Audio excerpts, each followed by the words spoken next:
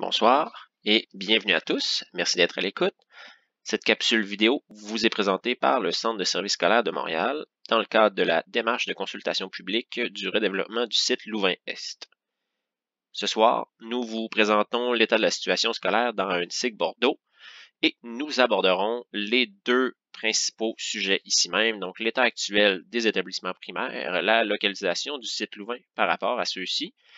Nous aborderons ensuite deux éléments d'analyse, donc la répartition de la population et la zone de marche du site Louvain, pour terminer avec l'état futur, donc les prévisions démographiques, les besoins anticipés et un biais sur l'école communautaire. Débutons avec les écoles primaires du quartier.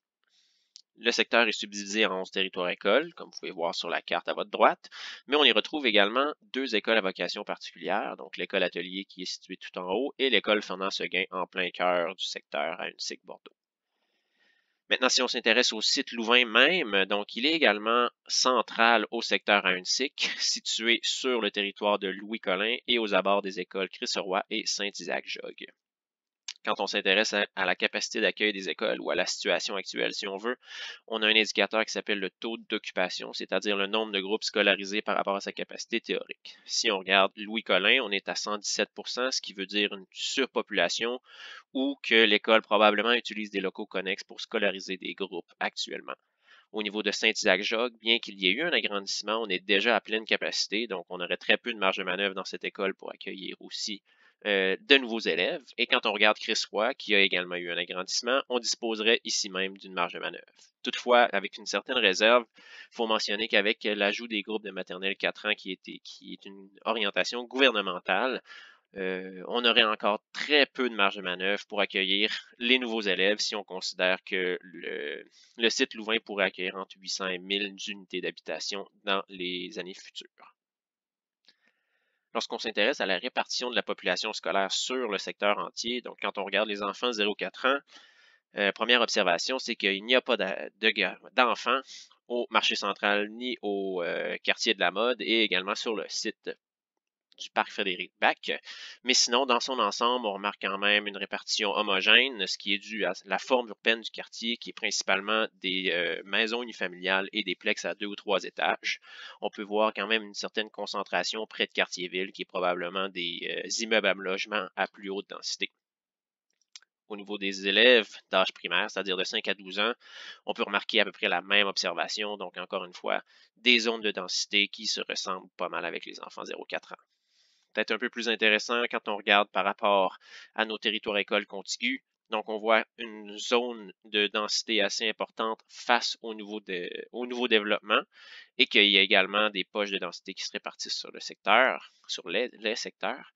Et on peut voir un peu la même reproduction de ces zones de densité au niveau des élèves de l'âge de 5 à 12 ans. Maintenant, pour la zone de marche, donc on détermine une zone de marche par rapport au parcours piéton sur le réseau viaire et pour la maternelle et le premier cycle, on considère que 1000 mètres est une zone de marche souhaitable et 2 à 3e cycle, on considère 1600 mètres.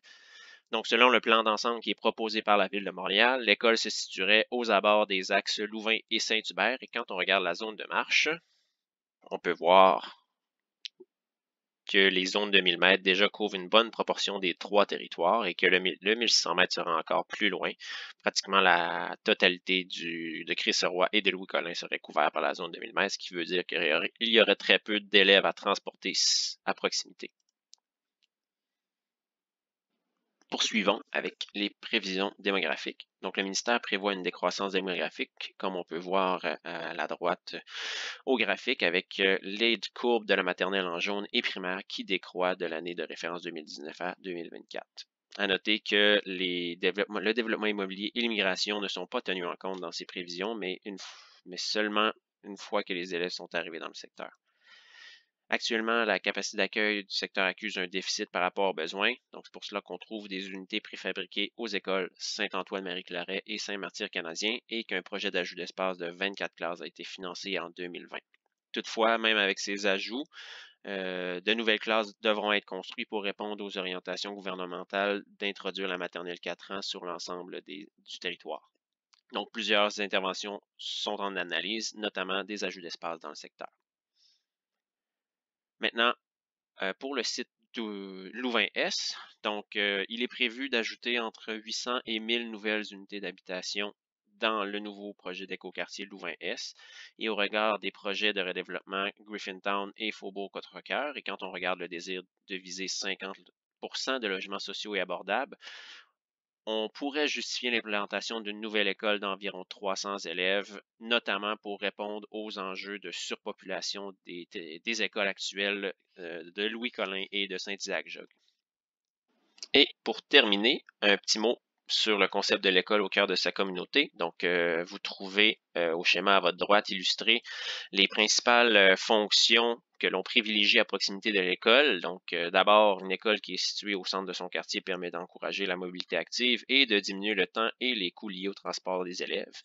Ensuite, la proximité entre l'école, les espaces publics, des espaces commerciaux, même voire d'autres fonctions institutionnelles permet de créer des synergies. On pense notamment peut-être au partage des cours d'école, des plateaux sportifs, aux visites de musées ou d'autres services qu'on pourrait trouver à proximité.